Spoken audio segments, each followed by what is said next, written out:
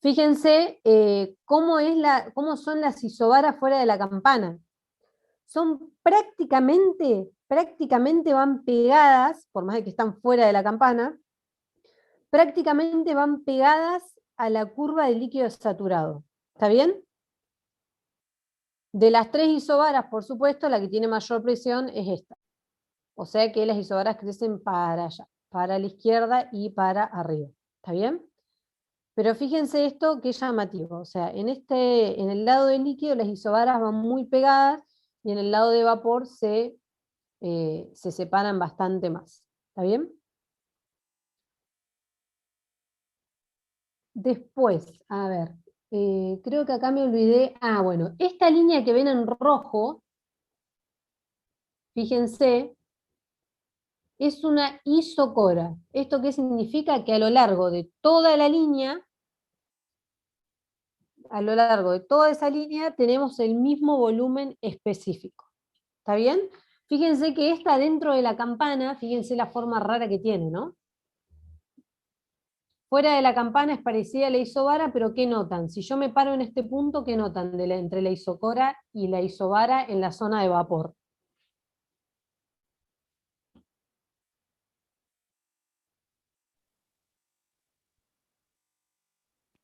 Si yo les aíslo esta parte del diagrama nada más, y les hago dibujar una isobara y una isocora. Que se cruzan, profe. No, La de los gases ideales. no, que la isocora tiene mayor pendiente. Fíjense que la curvatura es muy similar, pero la isocora tiene mayor pendiente que la isobara, ¿lo ven?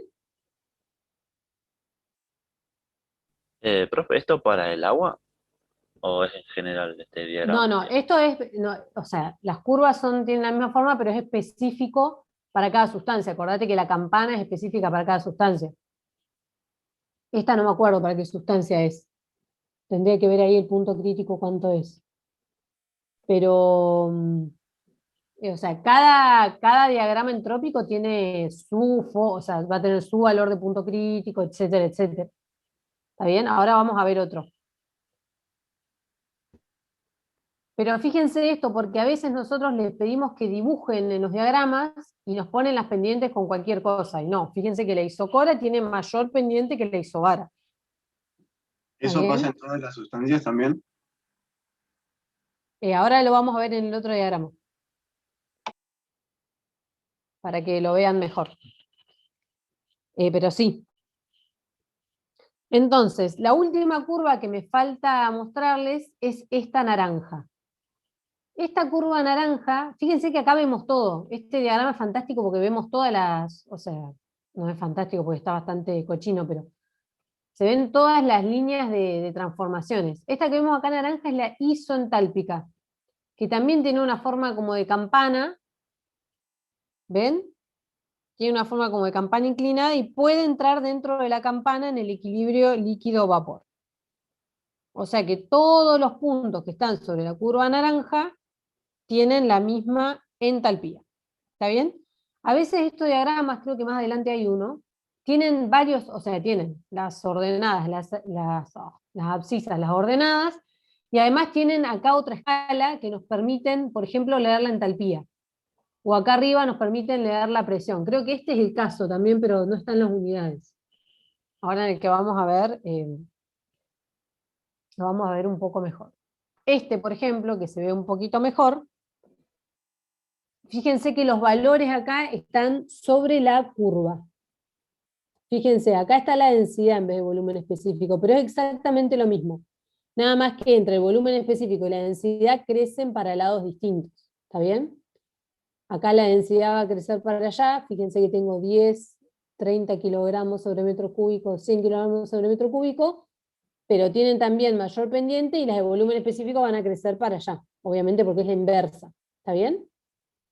Pero es exactamente lo mismo esto para otras sustancias. Y esta, fíjense qué bonita que están. Estas que están acá son las isontálpicas, que directamente leemos el valor arriba, ¿ven? H dice ahí, ven que van y entran dentro de la campana. Después tenemos las de calidad son estas que están por detrás, negritas, y estas que están por acá, 70, 60, 50, 40. Y después tenemos estas que son las isobaras. La de 80, la de 100, ¿ven? Y las de, y nada más, entalpía, densidad y nada más. Fíjense que acá les da el valor de la entalpía. En esta vieron que la entalpía es una campana y después se hace horizontal por acá. Bueno, acá le pueden leer el valor de la entalpía. En este caso está la temperatura en los dos ejes y la entropía en los dos ábsices. Bueno, este es otro, este por ejemplo es del agua. Y acá miren los ejes. Yo les digo, nosotros en general les damos uno que se ve bastante bien.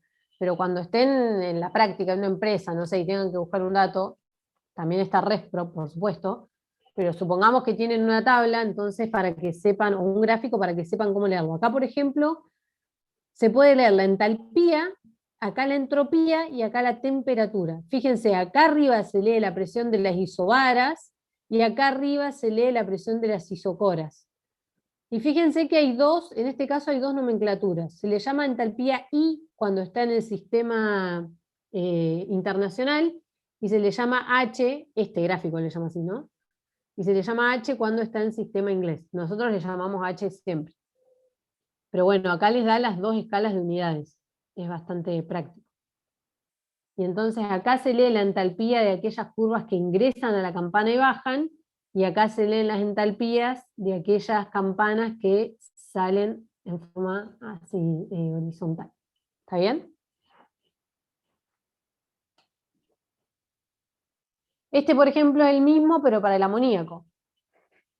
Es de la misma enciclopedia.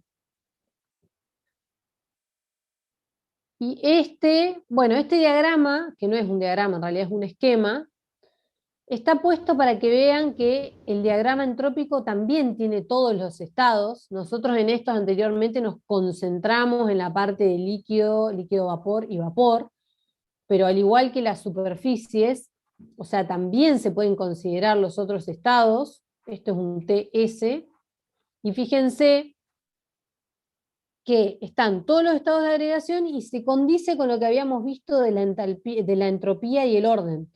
¿Se acuerdan que habíamos dicho que el estado sólido estaba asociado con un mayor orden y por lo tanto la entropía disminuía, digamos, a medida, por ejemplo, que solidificamos? Entonces es fácil de verlo acá. Fíjense, a las entropías más bajas tengo el estado sólido, a medida que aumento tengo sólido-líquido, aumento más tengo líquido, después tengo la zona de líquido-vapor y entropías más grandes tengo el vapor. ¿Está bien? Bueno, esto para que vean acá, por ejemplo, tiene una presión constante y acá tiene la isocora que les digo que tiene más pendiente que la isobar. Esta es de entalpía constante cuando va por fuera de la campana y estas son las de título.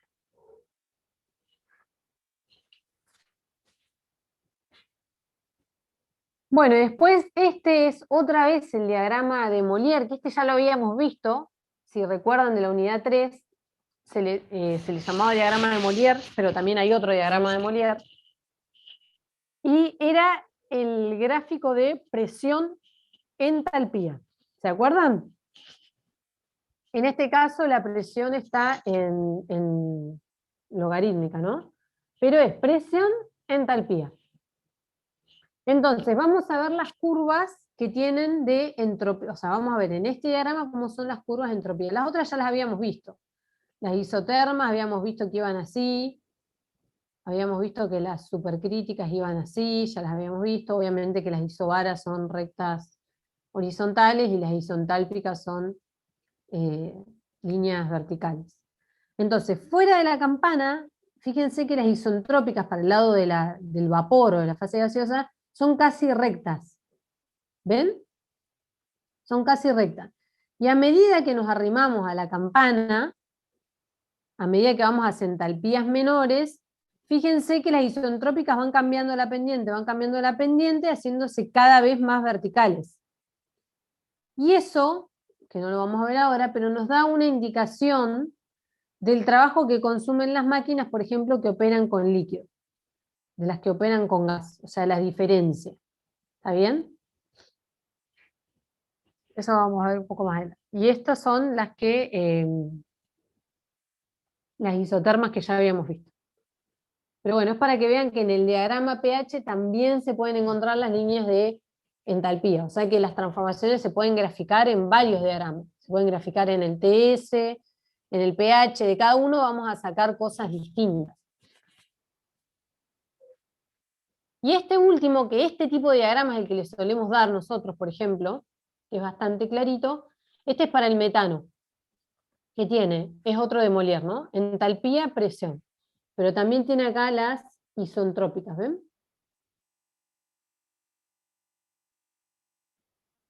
Las isentrópicas. Y acá las de volumen específico. Como les decía, el volumen específico crece hacia abajo, en este caso. No, sí, hacia abajo. Bueno, acá también ven la campana, bien clarita. Bueno, y este es el otro diagrama que yo les decía que se llama de Molière, pero en vez del pH es un entalpía, entropía. Y acá me tragué el eje. Esto es entalpía, entropía. ¿Está bien? Esta cuando vean este formato es porque se hizo en Respro. Fíjense que la campana se ve mucho más deformada, al igual que antes, dentro de la campana tenemos el equilibrio líquido-vapor, a la derecha tenemos la zona de vapor, y a la izquierda la zona de líquido. Y las curvas que vemos dentro de la campana, estas que vemos acá, así, ¿de qué piensan que son estas? Los títulos.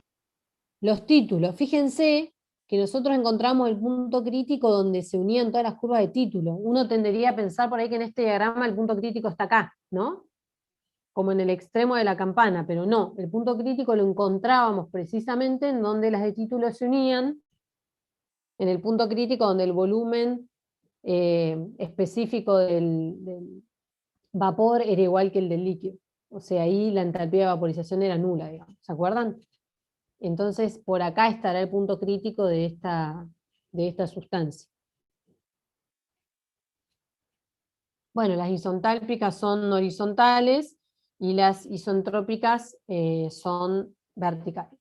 Y las curvas de afuera, estas que faltan de escribir, fíjense que de derecha a izquierda chocan con la campana, bajan por dentro de la campana y después salen, otra vez como para arriba. ¿Está bien? Son las isotermas. Y después tenemos las isotermas supercríticas que hacen este rulito. Crecen hacia arriba. Acá se pueden fijar 300, 400, 425, o sea, crecen hacia arriba. ¿Está bien? Bueno, esto es la representación gráfica, digamos, de lo que es la entropía en distintos diagramas. Por supuesto, habíamos dicho también que cuando yo trabajaba con una sustancia que no era ni gas perfecto, ni líquido, ni sólido, los valores de entropía los íbamos a obtener a través de Respro. Al igual que antes, si estábamos en una zona por fuera de la campana, íbamos a tener que ingresar dos propiedades dentro de Respro, es decir, un punto específico, y si estábamos dentro de la campana, nosotros podíamos con una sola propiedad, por ejemplo, la presión de saturación, nos iba a dar como resultado la entropía en el extremo de vapor saturado y la entropía de líquido saturado. ¿Está bien? O sea que es exactamente igual que antes, nada más que ahora con la entropía. Bueno, hoy lo que vamos a ver, vamos a seguir un poquito más, y lo que vamos a ver es la ecuación de Bernoulli. Al igual que como habíamos hecho con las ecuaciones de Gibbs, vamos a combinar primer y segundo principio. ¿Está bien?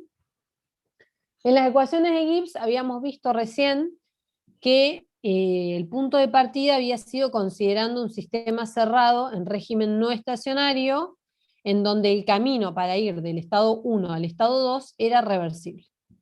Bueno, ahora vamos a hacer todo lo contrario. Vamos a suponer un sistema abierto en régimen estacionario y vamos a considerar un camino irreversible. Además, vamos a simplificar, digamos, nuestro análisis y vamos a considerar que nuestro sistema tiene únicamente una entrada y una salida de flujo másico. ¿Hay alguna pregunta o se les escapó un micrófono? Bueno, cualquier cosa me pasa. Y entonces, como tenemos una entrada y una salida, la masa que circula la podemos considerar como una masa M. Yo acá no les puse el balance de masa, pero para un sistema en régimen estacionario abierto, de M a D tau es igual a 0, y M de entrada es igual a M de salida, y la llamamos M. ¿Está bien?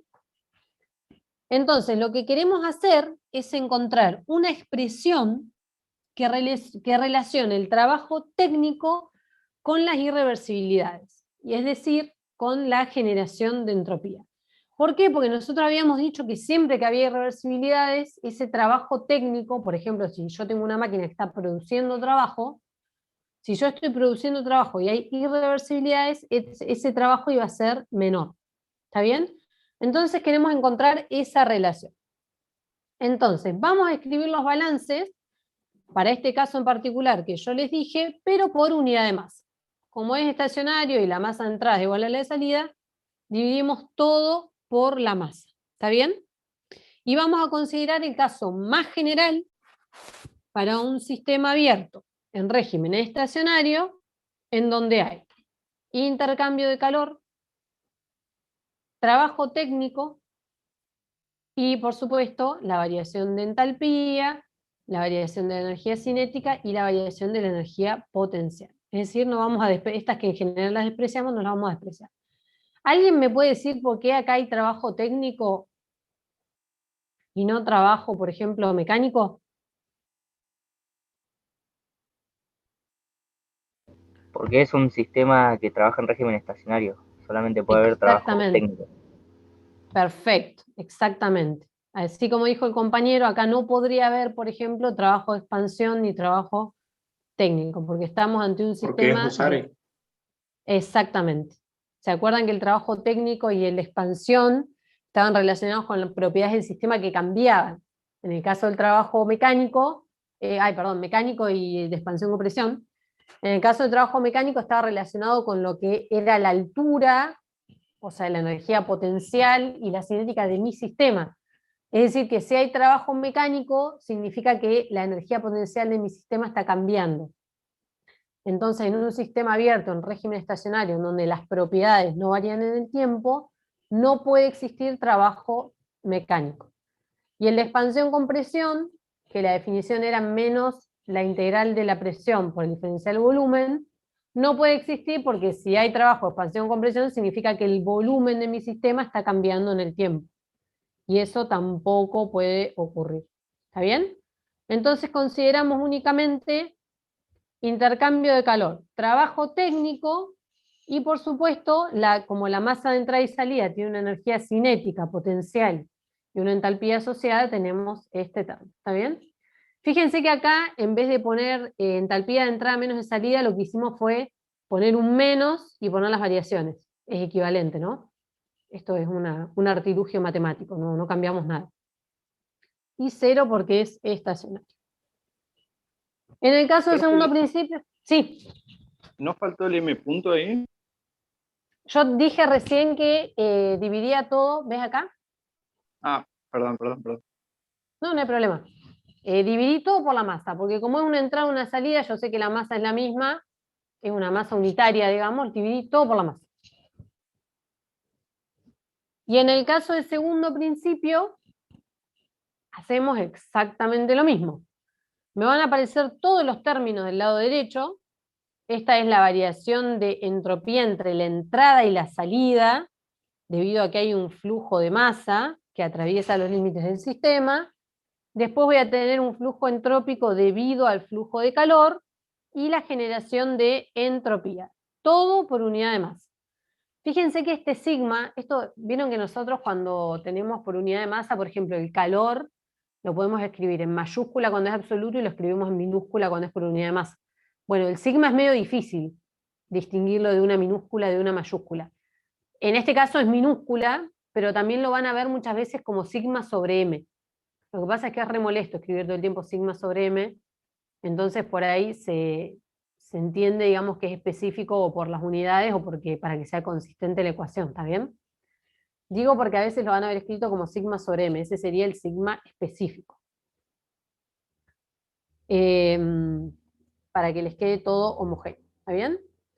Entonces, como les dije, vamos a encontrar la expresión de Bernoulli extendida que contiene el término de trabajo técnico. Esto, la ecuación de Bernoulli la van a ver en realidad en mecánica de los fluidos, pero sin el término de trabajo, porque en mecánica de los fluidos lo que analizan es el fluido justamente. Entonces, por eso acá a veces se le llama ecuación de Bernoulli extendida, porque tiene todos los términos. ¿Está bien? Entonces, en el caso de esta ecuación que vamos a encontrar, es una expresión matemática válida para un sistema abierto en régimen estacionario, sí o sí, con una entrada, una salida. Bueno, entonces ahora, tanto el primer principio como el segundo principio, lo que voy a hacer es escribirlos en forma diferencial. ¿Está bien? O sea, voy a derivar todo esto. Y entonces voy a obtener estas dos expresiones que están acá abajo. ¿Está bien? Y lo único que hice fue de la primera ecuación despejar el trabajo técnico, por eso me apareció este menos acá, y este más acá. Porque lo que hice fue pasar el calor para este lado y todo este término para este lado. Entonces me queda esta expresión. ¿Está bien? Y con la variación, con el segundo principio hice exactamente lo mismo, solo que ahora despejé el calor. ¿Está bien? Y entonces lo que hice fue pasar este término hacia allá, la irreversibilidad para allá, y la temperatura, que la consideramos uniforme sobre la superficie, la pasamos multiplicando y me queda todo todas estas dos expresiones. ¿Está bien? Entonces, igual que hacíamos como con la ecuación de Gibbs, vamos a reemplazar el diferencial de calor del segundo principio en el primer principio. O sea, esto que está acá lo vamos a incorporar acá. O sea, esta parte. Combinando estas dos ecuaciones obtengo esta expresión. ¿Esta parte le suena parecida a algo? ¿Una ecuación de Gibbs? Exactamente. Exactamente.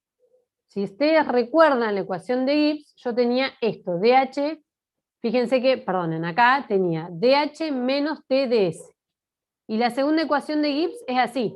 O sea que yo podría escribir DH, paso TDS para acá y paso BDP para allá. O sea que DH menos TDS va a ser igual a BDP, que es lo que tengo acá abajito. ¿Está bien?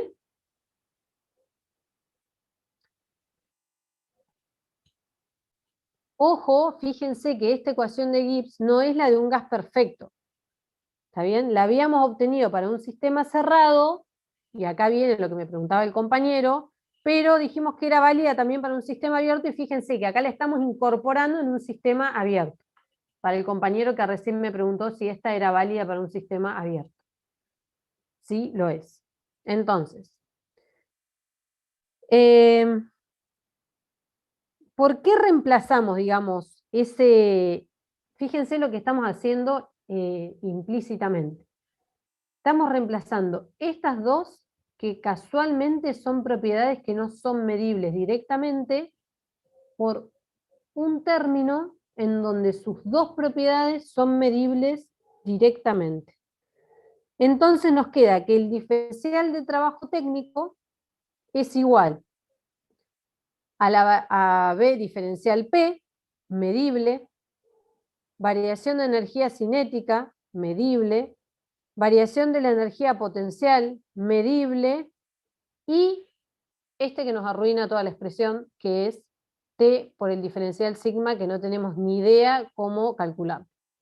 ¿Está bien? Y que no es medible claramente directamente. Entonces, esta ecuación es la ecuación diferencial de Bernoulli. ¿Y qué nos dice esa ecuación?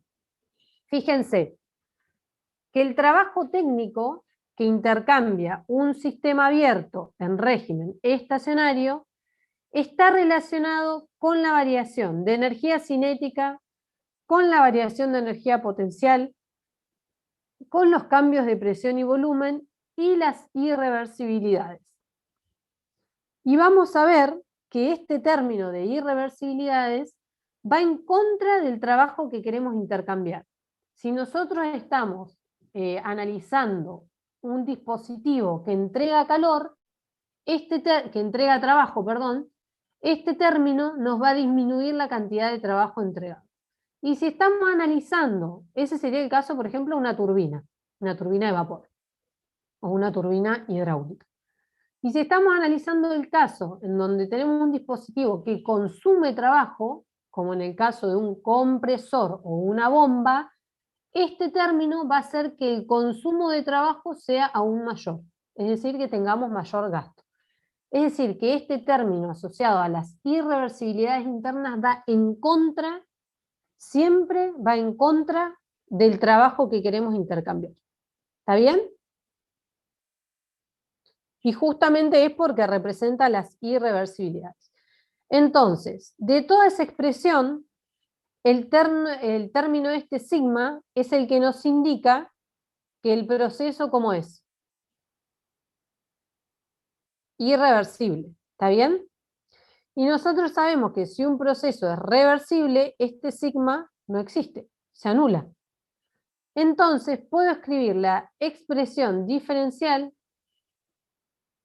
pero para un caso en el que el sistema evolucione de forma reversible. Entonces vamos a tener que este va a ser el trabajo real, que tiene en cuenta las irreversibilidades, porque dijimos que todo proceso real tiene en cuenta las irreversibilidades, y en el caso del trabajo técnico para un dispositivo que opera de forma reversible, vamos a tener solamente estos tres términos. ¿Está bien?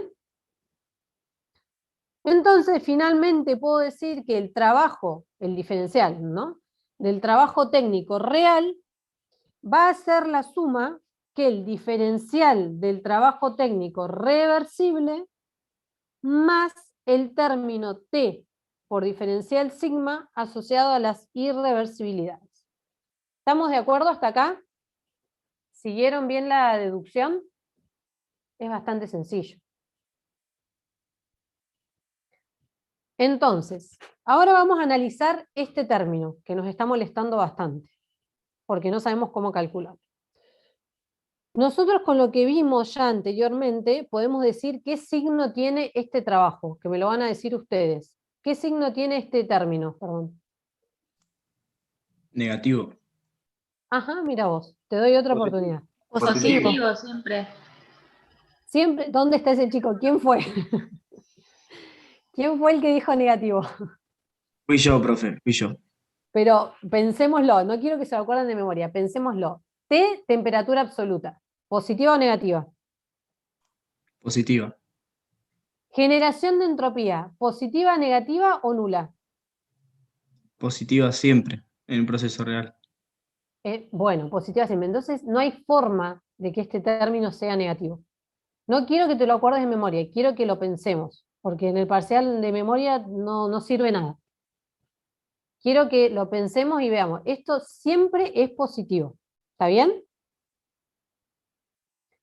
Entonces, fíjense que el término tiene unidades de trabajo. ¿Sí? Nosotros siempre tenemos que ser consistentes en la ecuación. Cada uno de los términos tiene que ser homogéneamente, digamos, no solo en dimensiones, sino también en unidades. Y nosotros tenemos acá, más allá de que es un diferencial, esto es unidad de trabajo. Fíjense que es específico, así que va a ser energía por unidad de masa. Por ejemplo, Joule sobre kilogramo.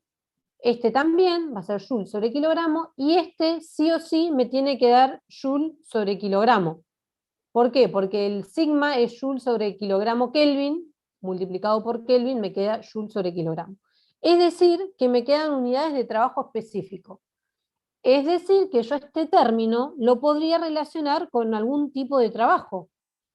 Y si yo estoy diciendo que esto está asociado a las irreversibilidades, porque tengo la generación de entropía, entonces a este término lo podemos llamar trabajo de fricción o trabajo viscoso, también se le llama.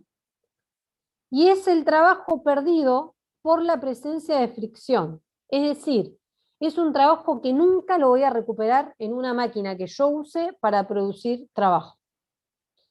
¿Y por qué aparece esta fricción? Bueno, no perdamos de vista que nosotros empezamos analizando un sistema abierto en régimen estacionario. Y por un sistema abierto fluye un fluido. Entonces, esa fricción puede ser la fricción del fluido contra las paredes, por ejemplo, de una tubería o un dispositivo, o la fricción asociada a la viscosidad, porque justamente es un sistema abierto y que fluye. ¿Está bien? Y es por eso que también se le llama trabajo viscoso. Hasta acá, chicos, y siempre es mayor o igual que 0. Es mayor o igual que 0 por lo que vimos, porque este término es mayor o igual que 0 y este término es siempre mayor que 0. Entonces, si no hay preguntas, avanzo. Ahora lo que vamos a hacer... Sí.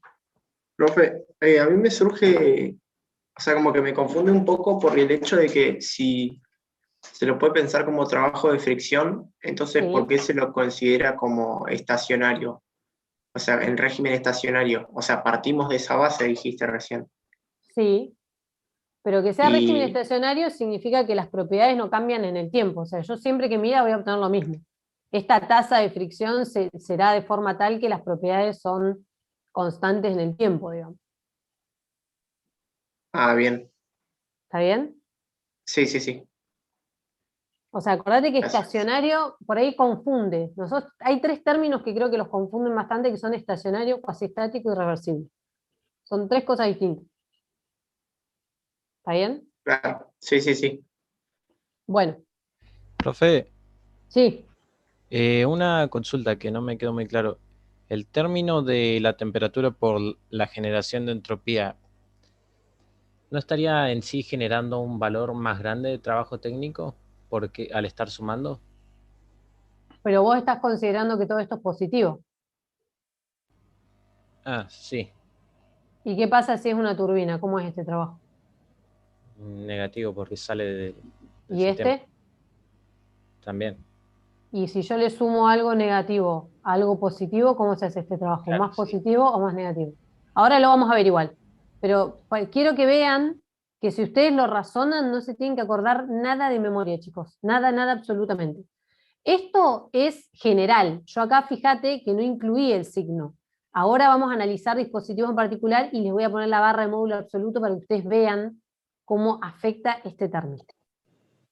Está bien la pregunta, pero ahora lo vamos a ver con cada uno de estos dispositivos en particular. ¿Hay alguna duda más?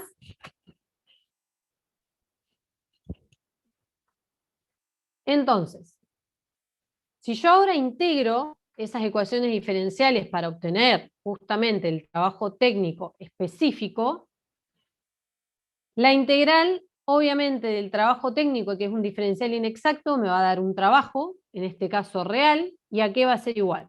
Va a ser igual a la integral del volumen por el diferencial presión, más la variación de energía cinética, más la variación de energía potencial, más la integral del trabajo de rozamiento que seguimos sin saber cómo calcular. ¿Está bien? Entonces, para poder integrarlo, yo, por ejemplo, necesitaría saber cómo varía la temperatura con el diferencial sigma. Para poder integrar esto. Y al igual, para poder integrar esto, necesitaría saber cómo varía el volumen específico con el diferencial presión.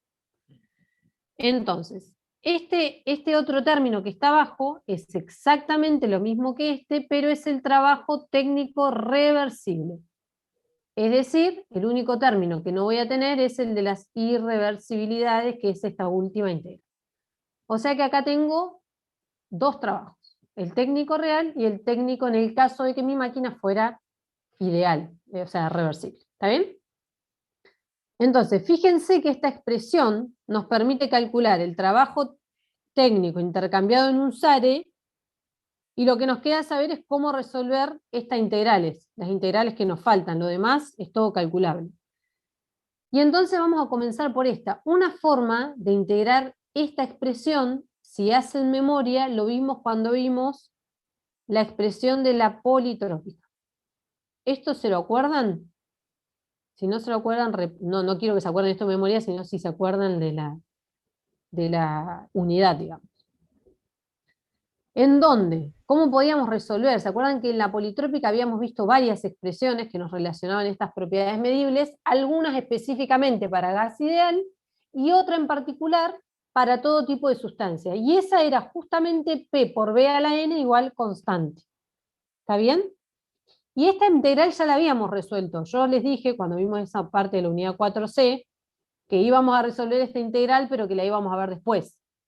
En su momento, también resolvimos la integral del trabajo de expansión-compresión, que es menos la integral de P de B, y entonces, después inmediatamente abajo, habíamos resuelto también esta expresión. ¿Está bien? Entonces, este trabajo que vemos acá, este término que tiene unidades de trabajo, es lo que se le llama, lo van a encontrar en los libros, como trabajo de flujo. ¿Por qué? Porque es para un fluido que fluye, justamente. Y si nosotros lo representamos en un diagrama de Clapeyron, este trabajo, ¿cómo lo vamos a ver gráficamente? ¿Se acuerdan que la expansión-compresión lo veíamos como el área bajo la curva, pero hacia el eje de las abscisas? No sé si recuerdan. ¿Por qué era la integral de P de B? Bueno, en este caso tenemos la integral de B de P, por lo que ese área se va a graficar sobre el eje de las ordenadas. ¿Está bien? Si no conocemos el valor de n, si no lo conocemos, entonces tendremos que conocer los dos estados, el estado inicial y el estado final, y relacionar P1 por B1 a la n igual a P2 por B2 a la n, y de esa ecuación la única incógnita que vamos a tener va a ser el n. ¿Está bien? Fíjense que esta resolución requiere que el proceso sea cuasistático. ¿Por qué?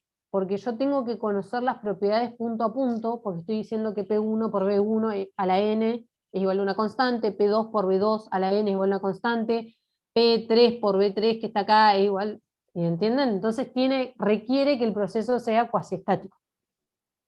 ¿Está bien? Entonces, esta ya tenemos cómo resolverla. Y esta no la vamos a resolver nunca. Esto lo vamos a llamar simplemente trabajo de rozamiento o trabajo viscoso. Porque esto no es algo... Sí. ¿Eso implicaría que si el sistema no es cuasistático no es aplicable la ecuación? Es que no podrías determinar esto. ¿Cómo haces para relacionar dos propiedades si tu sistema no está en equilibrio, digamos? No podrías medirlas nunca, ¿entendés? Porque vas a meter el barómetro o el manómetro y no vas a poder medir una presión porque tu sistema no puedes determinar el equilibrio. Ok. Entonces, ahora lo que vamos a hacer es aplicar esta ecuación de Bernoulli a una turbina, a un compresor y a una bomba, que son los tres dispositivos que generalmente vamos a utilizar. ¿Está bien? Entonces, vamos a empezar por la turbina. ¿Qué función cumple una turbina? ¿O cómo funciona? ¿Alguno que me diga? Entra gas a presión, se expande haciendo girar y eso produce un trabajo. Perfecto, entonces, perfecto. Nosotros lo que vamos a hacer es modelar las turbinas siempre como un sistema abierto en régimen estacionario, en donde además, a menos que me digan lo contrario, explícitamente, podemos despreciar las variaciones de energía cinética y potencial. ¿Por qué? Porque no es un dispositivo que nosotros usemos para hacer variar la energía cinética o potencial del fluido. No es ese el objetivo, como por ejemplo en el caso de una tubera o un difusor en donde las energías cinéticas son considerables. Si nosotros aplicamos primer principio a las turbinas, que en general son adiabáticas, nos queda por lo general que el trabajo es igual a la variación de entalpía. Y esa variación de entalpía es mucho mayor de lo que puede llegar a variar la energía cinética y potencial y entonces estos términos quedan despreciables al lado de la variación de entalpía. Y es por eso que los despreciamos, ¿está bien? Entonces, para el caso de una turbina que opera de forma reversible y con estas consideraciones, la ecuación de Bernoulli nos queda de esta forma, ¿estamos de acuerdo? Esta es la genérica, para el caso de una turbina que opera en forma reversible. Ahora, como yo sé que la turbina entrega trabajo, para el análisis que vamos a hacer, nosotros sabemos que la turbina entrega trabajo.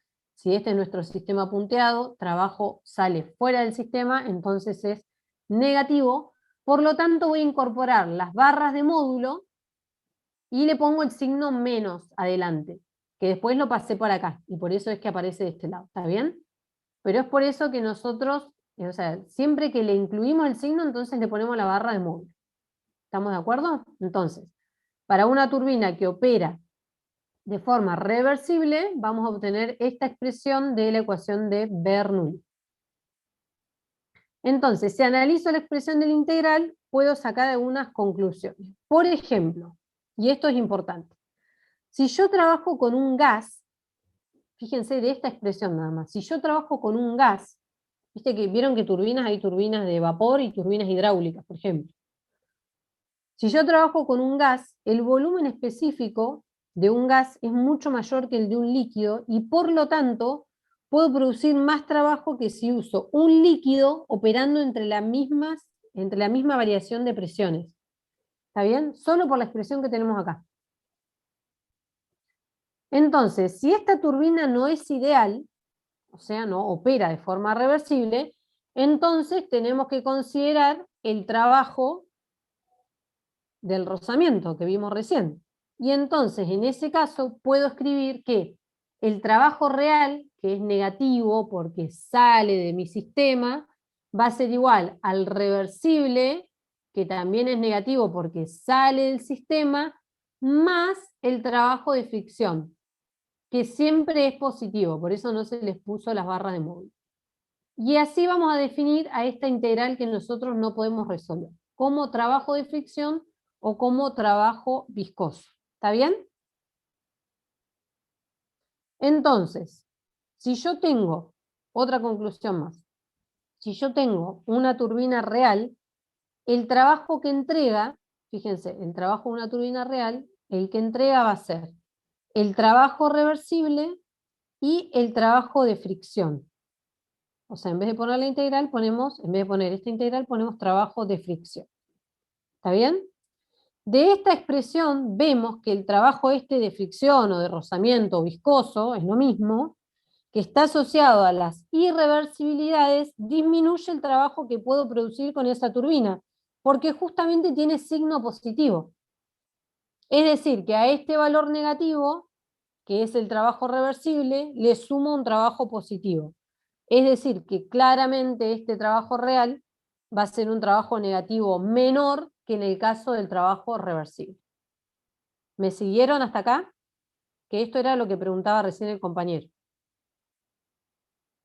Por ejemplo, si yo calculo el trabajo reversible, este trabajo reversible me da menos 20 kilojoules sobre kilogramo, y el de fricción me da 5 kilojoules sobre kilogramo, el trabajo real va a ser menos 15 kilojoules sobre kilogramo. Es decir, que el trabajo real va a ser siempre menor, el valor absoluto, ¿no? Por supuesto, comparamos, va a ser siempre menor que el trabajo que puedo obtener si la máquina opera en forma reversible. Es decir, que la fricción, la presencia de fricción, me indica una disminución del trabajo producido por la turbina. Siempre va en contra de la producción de trabajo. ¿Esto me siguieron, chicos? Entonces, ahora a partir de esto, lo que se hace es definir un rendimiento que se conoce como rendimiento isoentrópico o adiabático. Es exactamente lo mismo. Hay libros que lo llaman isoentrópico y hay libros que lo llaman adiabático. ¿Está bien? Y se utiliza para turbinas justamente adiabáticas. Y se define como la relación entre el trabajo real entregado por la turbina y el trabajo reversible entregado por la misma turbina entre las mismas diferencias de presión. Y por supuesto, como todo rendimiento, tiene que ser menor que 1. Entonces, si esto tiene que ser menor que 1, y dijimos que el reversible es mayor que el real, para que no se lo acuerden de memoria, entonces el reversible tiene que ir en el denominador, porque es mayor.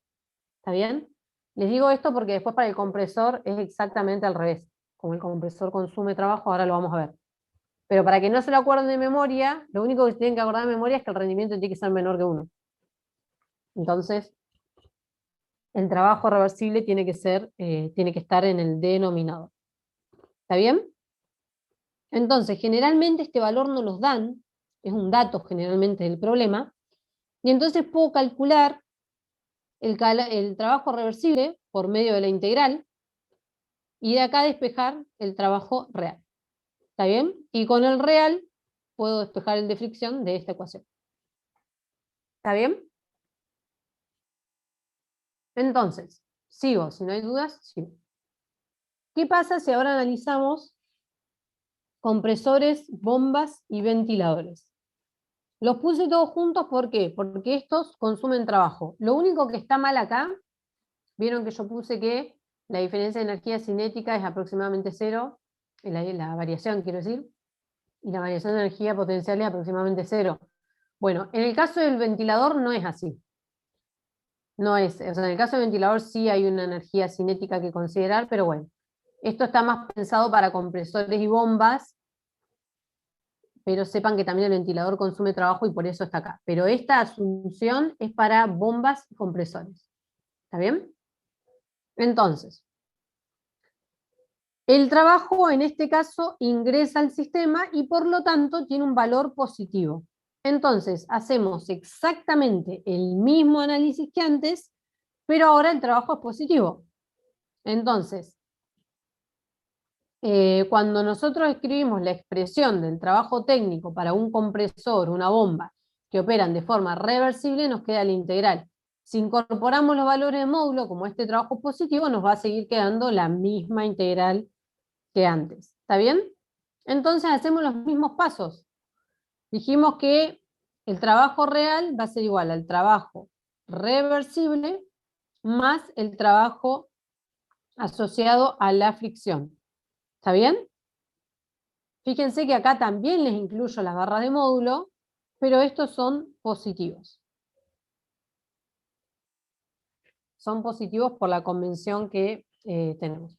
Entonces, otra vez podemos analizar el trabajo, al igual que hicimos antes con los volúmenes específicos, podemos analizar qué pasa en el caso del trabajo técnico reversible en estos dispositivos que consumen trabajo, cuando uso un líquido o un gas. ¿Cuál es la conclusión que sacamos ahora? Si el dispositivo consume trabajo. Piénsenlo ustedes. Si yo tengo un dispositivo que me consume trabajo, ¿qué quiero? ¿Que me consuma poco o que me consuma mucho? Que consuma poco. Consuma lo mínimo. Que Con el consuma lo agua, mínimo. agua líquida. Entonces, exactamente. Exactamente. Entonces, entre un compresor que funciona sí o sí con gas, no van a ser como un chico que en el final le preguntaron con qué fluido funcionaba un compresor y dijo con agua. No.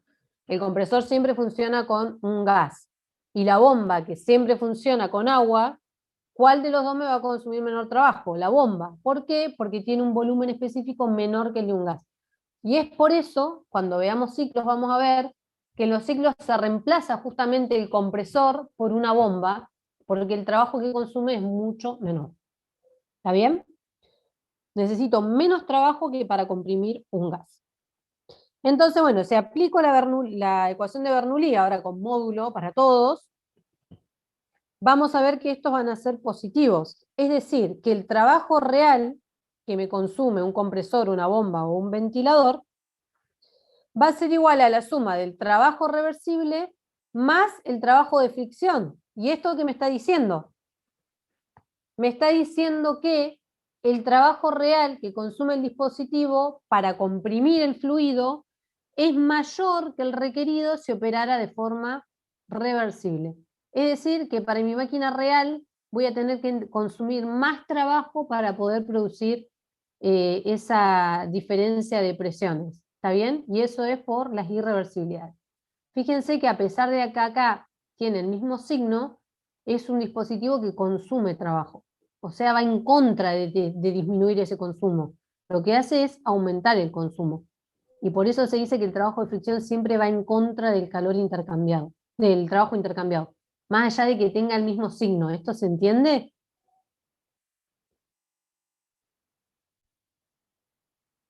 Bueno, es decir, que el W de entrada se usa.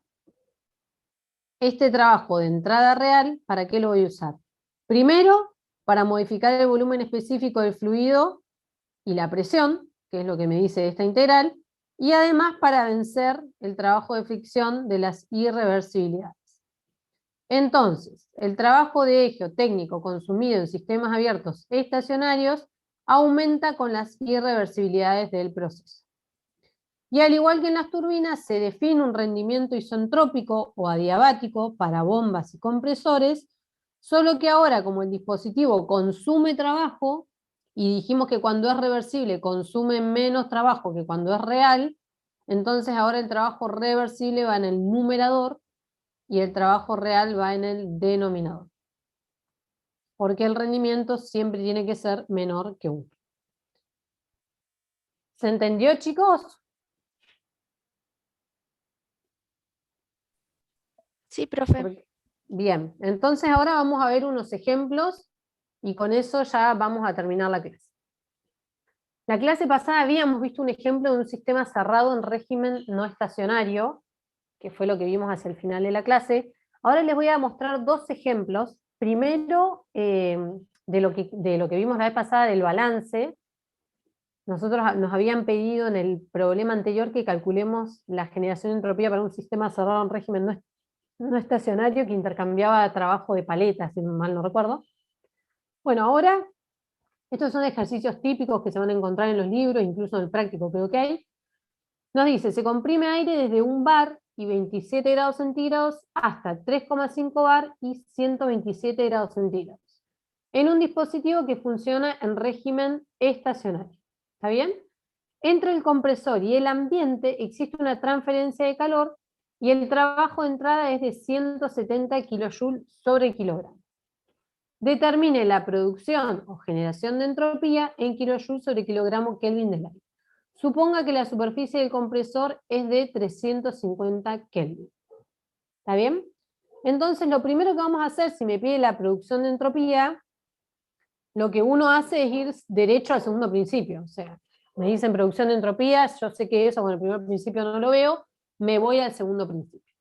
Entonces, fíjense, para un sistema abierto en régimen estacionario, este es el caso más general, en donde se intercambia calor, hay un flujo de masa que entra y un flujo de masa que sale, y la generación de entropía. Fíjense que todo está por unidad de tiempo. ¿Ven ahí el puntito? Todo está por unidad de tiempo. O sea que si yo esto lo escribo para una entrada y una salida y un único flujo de calor, acá supongamos que ya hice balance de masa, en donde sé que la masa de entrada que entra es igual a la que sale, porque dm a dt va a ser 0, puedo escribir esto acá. ¿Estamos de acuerdo? Pero fíjense que yo acá les puse en negro las unidades, porque esto es algo que hacemos mucho en los parciales. Le pedimos que calculen algo en tales unidades. Y acá, si ustedes se fijan, me está pidiendo la generación de entropía específica por unidad de masa. Fíjense que no tengo ningún dato para calcular la masa. Entonces, ¿qué hago? De esta ecuación despejo la generación de entropía, pero como me piden por unidad de masa, lo que voy a hacer es dividir todo esto por el caudal másico, por m puntito. Si yo divido todo esto por m puntito, me va a quedar esta expresión. ¿Está bien? En realidad lo tendría que haber dividido por m, no por m puntito. Acá debería haber sido esto sin el punto, y acá haber dividido todo por m. Pero bueno, para el caso es lo mismo. Entonces voy a obtener, les digo esto porque hay veces que los chicos, por ejemplo, despejan esto, o escriben esto y dicen, no lo pude calcular porque no tenía la masa. No necesitan conocer la masa para resolver esto. Necesitan conocer el calor específico, la temperatura de la superficie a la cual se intercambia calor, y la variación de entropía entre la entrada y la salida del compresor. Entonces veamos qué datos nos faltan acá. ¿El calor lo tenemos? No. ¿La temperatura de la superficie la tenemos? Sí. Nos dice que la superficie del compresor es 350.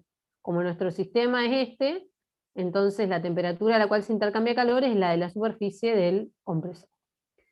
¿Ese de entrada, ese de salida y esa de entrada los tenemos? No. Entonces tenemos que seguir realizando cálculos para poder despejar, para poder obtener este término que es el que nos piden. ¿Está bien? Entonces, el calor, ¿qué otro balance me relaciona el calor? Primer principio. Entonces, yo voy a plantear primer principio para mi sistema abierto en régimen estacionario. ¿Y qué voy a tener? 0 igual al calor más el caudal másico por la entalpía de entrada menos la de salida, desprecio las variaciones de energía cinético-potencial, más el trabajo intercambiado. Si yo todo esto lo escribo, en vez de Q puntito, lo escribo como M puntito por Q, bueno, esto queda igual, y al trabajo lo escribo por M puntito, W chiquita, que sería W específico, si divido todo por M punto y despejo Q, voy a obtener esto. ¿Estamos de acuerdo? Esto es matemática. Lo único que hice fue dejar todo por unidad de masa. Pero fíjense que la consigna me decía que se comprime aire. Y el aire nosotros lo podemos trabajar como si fuera un gas perfecto. Entonces, la variación de entalpía de un gas perfecto es igual a Cp por la diferencia de temperaturas entre la entrada y la salida, menos el trabajo. ¿Está bien? Menos el trabajo porque me quedó de despejar el calor. Yo acá todavía no le incorporé el signo. Entonces, fíjense que ahora esto lo conozco, T de salida la conozco, T de entrada la conozco y W lo conozco. Es decir que de acá ya puedo obtener el valor de calor. Y si yo vuelvo a la ecuación de la generación de entropía, entonces ahora tengo el valor del calor, tengo el valor de la temperatura, me falta conocer esto, la variación de entropía entre la entrada y la salida. ¿Y qué voy a hacer? Voy a hacer uso de las ecuaciones de Gibbs para gas perfecto. ¿Cuál de ellas? Y bueno, si tengo datos de presión y temperatura en la entrada y presión y temperatura en la salida, usaré esa que me relaciona temperatura y presión. Entonces con esto ya puedo despejar el término que me pedían, que es la generación de entropía por unidad de masa. ¿Esto se entendió, chicos?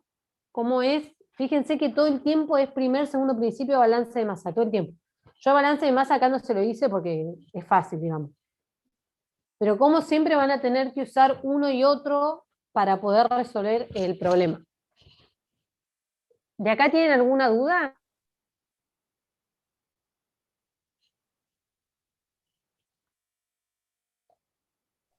Profe, Sí. de ahí el CP que no lo tenemos, Sí. lo aproximamos con la relación de Myers con el CB y la constante universal y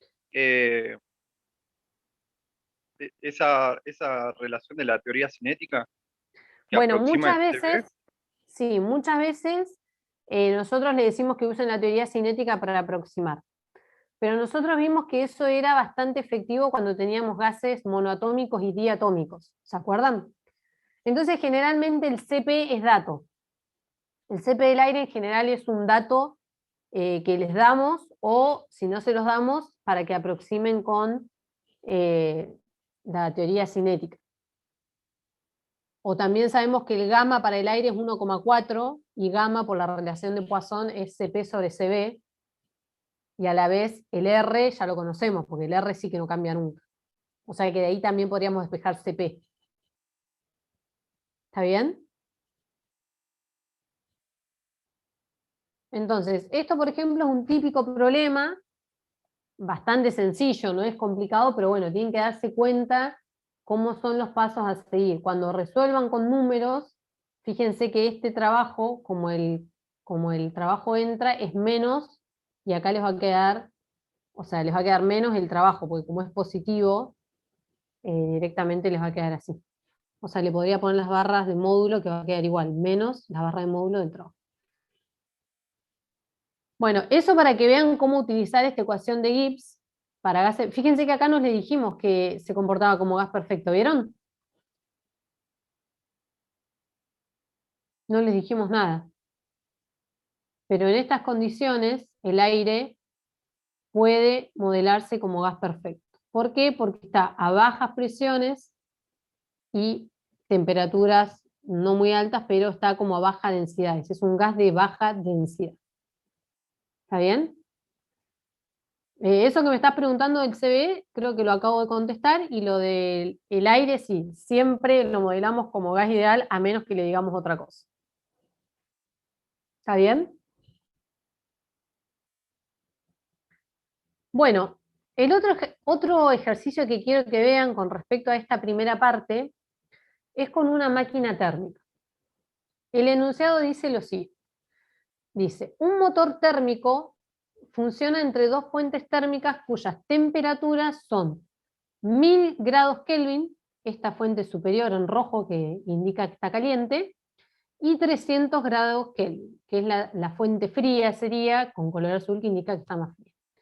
Sin embargo, la temperatura del motor térmico mientras recibe calor es de 900 Kelvin, o sea, esta TA es de 900 Kelvin, y mientras lo cede es de 350 Kelvin.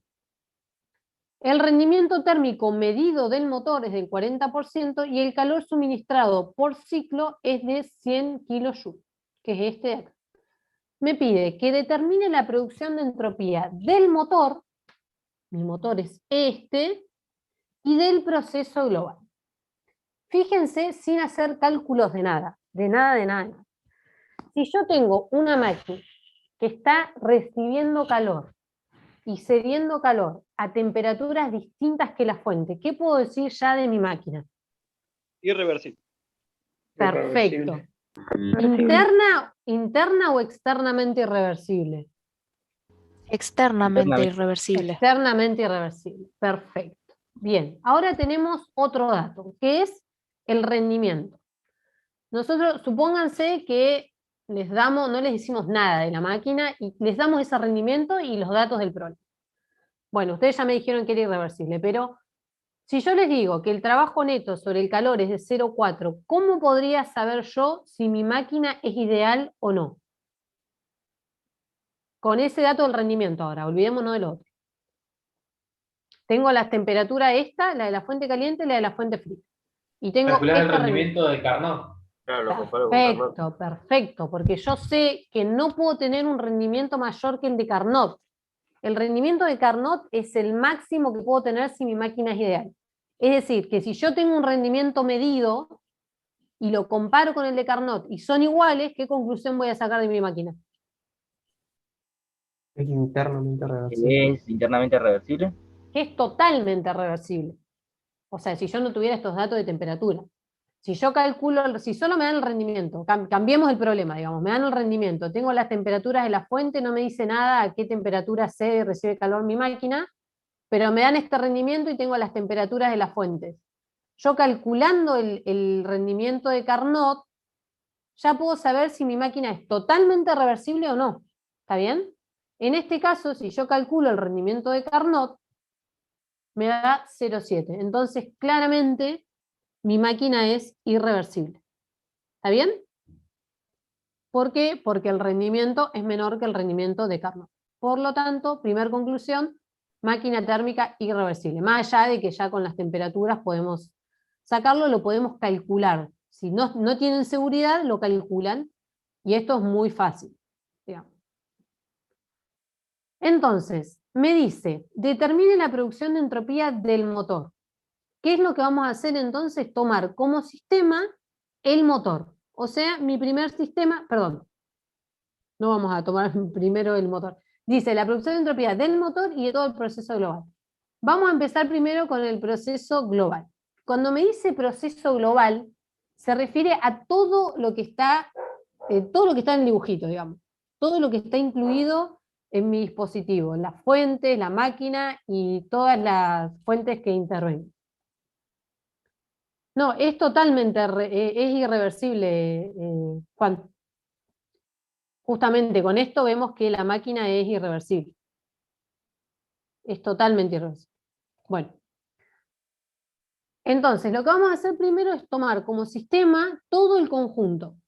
todo el conjunto. Si yo atravieso los límites del sistema, ¿qué interacciones vemos? El trabajo. Trabajo nada más. Trabajo. No hay calor, no hay masa, solamente trabajo. O sea, es un sistema cerrado que intercambia trabajo. Pero a mí me dice que quiere la producción de entropía del proceso global. O sea, me voy derecho a segundo principio. O sea que tengo que aplicar segundo principio a todo esto. ¿Y cómo hago? Bueno, planteo segundo principio.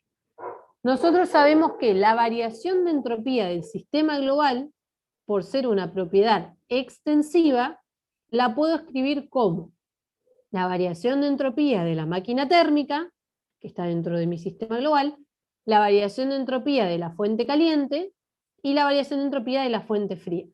Pero además, esta variación de entropía de mi sistema global, ¿a qué va a ser igual?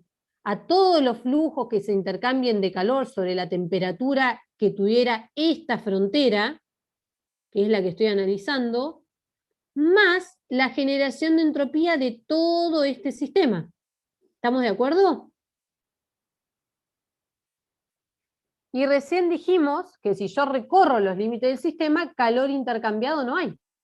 Es decir, que esto me va a quedar, si yo ahora lo integro, que la variación de entropía de mi sistema global va a ser igual a la suma de las variaciones de entropía de mis subsistemas, igual a la generación de entropía dentro de mi sistema global. ¿Está bien? Que este es el valor que a mí me piden. Entonces, si este es el valor que a mí me piden, yo lo que voy a tener que hacer es desarrollar cada uno de estos términos para poder calcular. Entonces, ahora sí, vamos a comenzar con la máquina térmica. Si yo quiero analizar la máquina térmica, entonces mi sistema ya no va a ser más este global. Ahora me voy a ir a la máquina térmica. Entonces, aplico el balance de entropía a la máquina térmica. ¿Y qué es lo que me queda? De forma general, esto. Es un sistema cerrado. Fíjense que voy a tener intercambio de calor y voy a tener generación de entropía. Pero como nosotros estamos analizando en un ciclo la máquina térmica y nosotros sabemos que la entropía es una función de estado, entonces esta variación de entropía me va a dar 0. Y si yo ahora analizo todo este término de la derecha, ¿qué interacciones voy a tener? Si yo leo a través de mi sistema, ¿qué tengo? Díganme ustedes.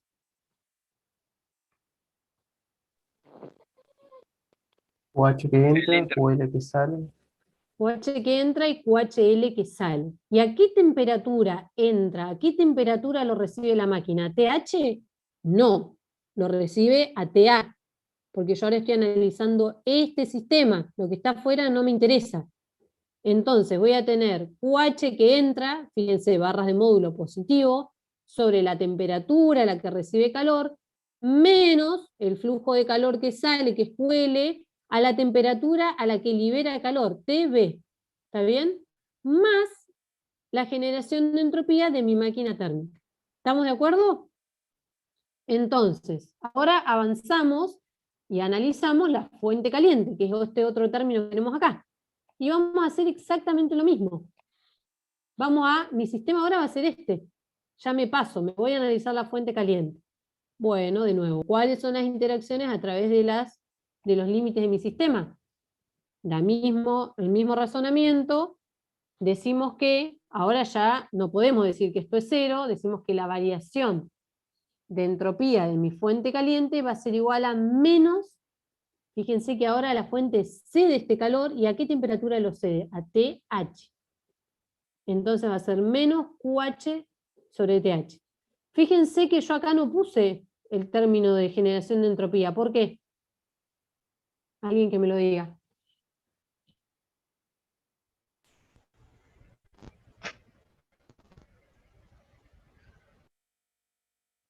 Nadie. Bueno, porque por definición, esto ya ¿No lo era habíamos porque visto. la masa del ambiente era muy grande? Eso era la energía interna, ¿te acordás que habíamos dicho que la energía interna cambiaba, pero la temperatura no? Pero por definición, las fuentes térmicas son internamente reversibles. ¿Está bien? Esto no sé si se los remarqué mucho, pero anótenselo y es muy importante que las fuentes térmicas son internamente reversibles. Entonces, el balance de entropía me va a quedar así, únicamente. Porque el único flujo que intercambia a través de los límites de su sistema es el calor, que lo cede a la temperatura de la fuente, que es uniforme, no cambia. ¿Está bien? Entonces, el mismo razonamiento para la fuente fría. Ahora no, miren todos los sistemas que tengo que analizar para resolver este problema. Me voy y ahora tomo el sistema de la fuente fría. El mismo razonamiento. En este caso, mi fuente fría recibe un calor, ¿y a qué temperatura lo recibe? A la TL. Entonces, finalmente, voy a tener que esto, que era lo que yo quería averiguar, lo puedo expresar como la suma, perdonen, la suma de todo esto. Fíjense, tengo que sumar todo esto, más esto, más esto. ¿Está bien? Pero recuerden esto, delta S de la máquina térmica es igual a 0, porque en un ciclo esta diferencia se hace 0. Es decir, que yo en lo que sigue hice trampa.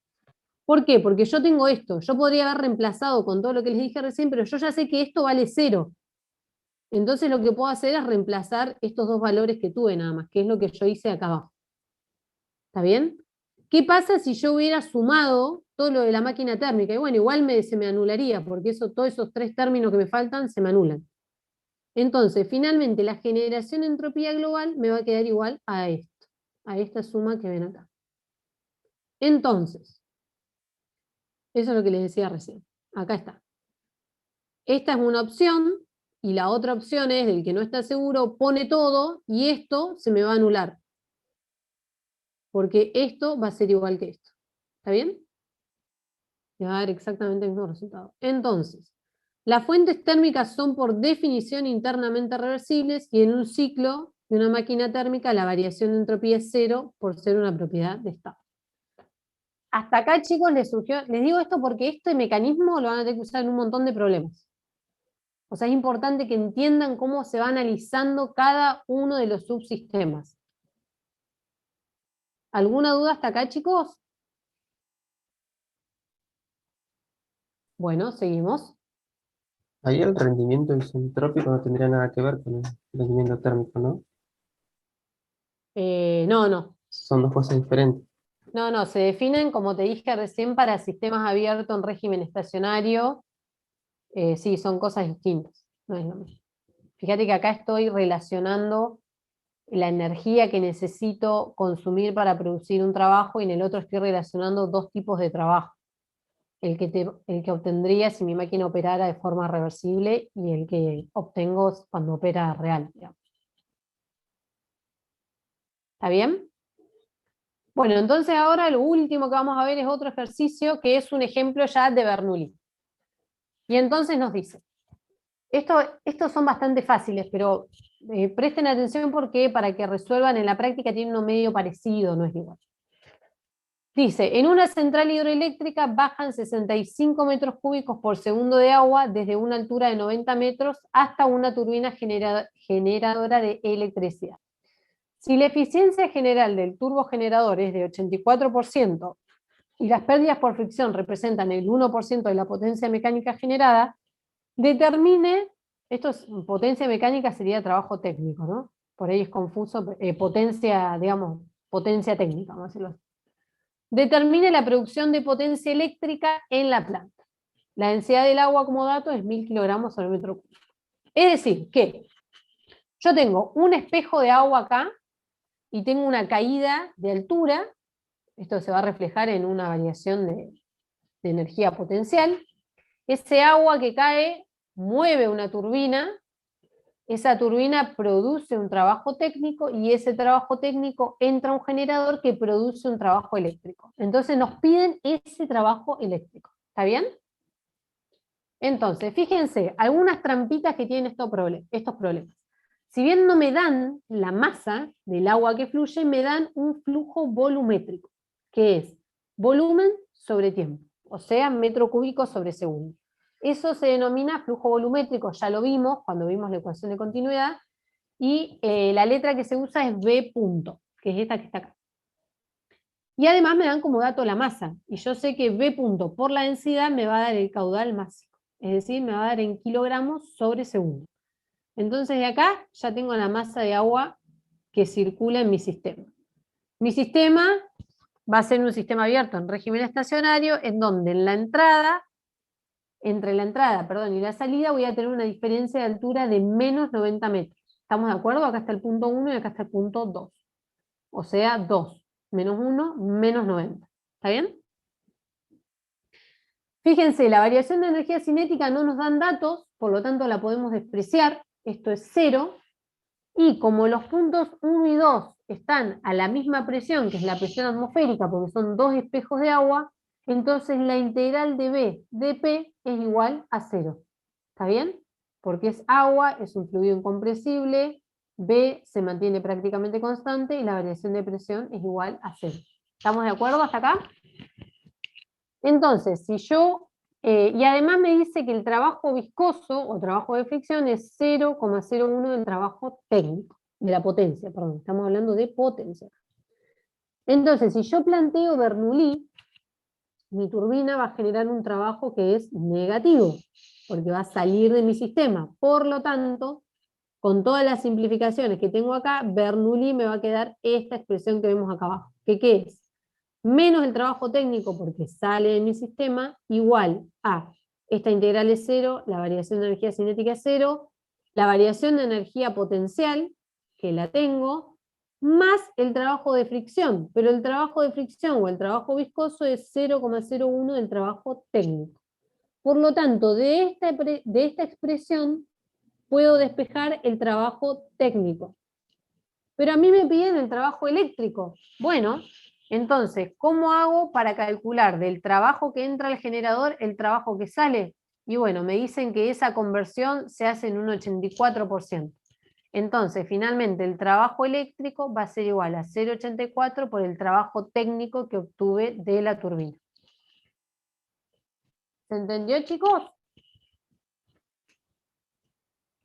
En el práctico tienen uno que es más tramposo, que tienen que hacer como 2 veces Bernoulli, entre un punto entre los espejos de agua y entre un punto antes y después de la turbina, de las descargas, que acá tienen los datos, por supuesto, ¿no? Tienen la diferencia de presión, de una bomba creo que es, no de una turbina. Tienen la diferencia de presión de la bomba. Tienen que hacer como dos veces Bernoulli. Porque uno, si ustedes aplican Bernoulli acá, el trabajo viscoso está relacionado con este tramo nada más. En cambio, si ustedes lo aplican de acá a acá, el trabajo viscoso está relacionado con toda esta trayectoria. ¿Está bien? ¿Alguna duda, chicos, de esto? Este es bastante fácil. Bueno, y el último que tengo para mostrarles es este. Que esto también se lo van a encontrar mucho en la práctica. Y dice, es una turbina de vapor, ¿no? Dice, entra vapor de agua de forma estacionaria a una turbina adiabática a 3 megapascal y 400 grados centígrados. Y sale a 50 kilopascales y 100 grados centígrados. Si la potencia de salida de la turbina es de 2 megavatios, determine la eficiencia isentrópica de la turbina y el flujo másico del vapor que circula a través de la turbina. Fíjense que yo acá tengo vapor de agua. O sea, ni es gas ideal, ni es un líquido comprimido o un líquido, ni es un sólido. O sea, ¿de dónde voy a sacar los datos? De ResPro. Y yo tengo los datos de entrada, 2 propiedades en la entrada y 2 propiedades en la salida. Es decir, que puedo perfectamente entrar a ResPro para establecer todas las propiedades del estado de la entrada y todas las propiedades de la entrada, del estado a la salida. Y a mí me pide la eficiencia isentrópica de la turbina. ¿Cómo se definía la eficiencia isentrópica? El trabajo real sobre el trabajo reversible. Y este trabajo reversible es cuando estamos en una turbina adiabática irreversible, o sea, isoentrópica. Si es isoentrópica, significa que en ese caso la entropía de la turbina a la entrada y a la salida va a ser el mismo. Entonces, ¿cómo vamos a resolver esto?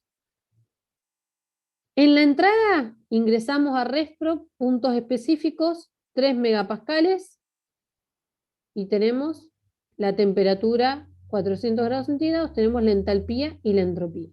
Si yo aplico primer principio, voy a obtener el trabajo de mi turbina. ¿Estamos de acuerdo? El trabajo real de mi turbina. Lo mismo que si lo hubiera calculado por Bernoulli, porque Bernoulli sale de combinar primer y segundo principio. Pero es más fácil aplicarlo por primer principio en este caso, porque no tengo variación de energía cinética ni potencial, tengo la entalpía a la entrada y tengo los datos a la salida, o sea que tengo la entalpía a la salida. Es decir, que si yo reemplazo acá el trabajo real específico, va a quedar H1 menos H2. ¿Está bien? Ahora, ¿cómo hago para sacar el trabajo técnico reversible? Uno podría decir, bueno, me voy a Bernoulli. Bueno, sí, pero en Bernoulli me queda la integral de BDP, y esto es vapor. O sea, tendría que resolver la politrópica. Es mucho más fácil venir acá y decir, bueno, si necesito el reversible es como si fuera isentrópica. ¿Y cómo hago para hacer que mi turbina funcione de forma isentrópica? Y bueno, del estado 1 me fijo la entropía y la pongo en el estado 2 con la misma diferencia de presiones, siempre manteniendo la misma diferencia de presiones. O sea que mi estado 2 hipotético isentrópico, fíjense en este gráfico, yo tengo el estado 1 es el mismo, y tengo el proceso real, que va a ser mi estado 2 real, y mi proceso como si funcionara de forma isentrópica, es decir, en un TS voy a bajar a entropía constante. ¿Y cómo obtengo este valor? Y con la entropía de 1 y la presión del punto 2. Entonces, en ResProp ingreso la entropía del punto 1 y la presión del punto 2. O sea que voy a obtener una entalpía que vamos a llamar H2S. ¿Por qué? Porque es mi estado 2, como si mi turbina funcionara de forma isentrópica. Y entonces de acá puedo calcular el rendimiento isentrópico. ¿Lo ven? Ese calculito me da 0,66, que por supuesto tiene que ser menor que 1. Menor, no igual, menor que 1. Y después me pide el flujo másico de vapor que circula a través de la turbina. Bueno, esto es fácil, tengo la potencia y tengo la entalpía entre 1 y 2, lo único que tengo que hacer es despejar. Esto sería M puntito, que me quedó acá arriba. Sería M puntito, que es el flujo másico que circula a través de la turbina. ¿Alguna duda, chicos, con este?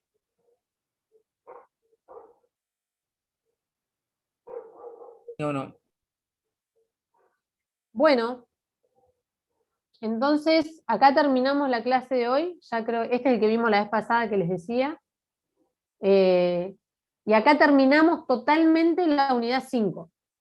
Ahora sí, ya pueden hacer todo el práctico 5, el que esté en condiciones. Y ya la semana que viene empezamos con la unidad de exergía. ¿Está bien? Que nos va a llevar seguramente 2 clases. Lunes y martes, después empezamos con termoquímica, y ya después creo que se viene el primer parcial. A ver.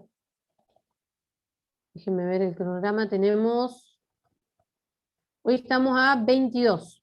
Hoy terminamos con la unidad 5 y hoy van a ver el práctico 5 a la tarde. Y el repaso de la parte esa del 3 que no entendieron. La semana que viene vemos exergía y empezamos con la unidad 7 el jueves. Y ya después, bueno, tenemos la otra semana, bueno, seguimos con la teoría y después el sábado 8 es el primer parcial. ¿Alguna duda, chicos? Si no, los libero. Bueno, no terminó tan temprano la clase, pero un ratito antes.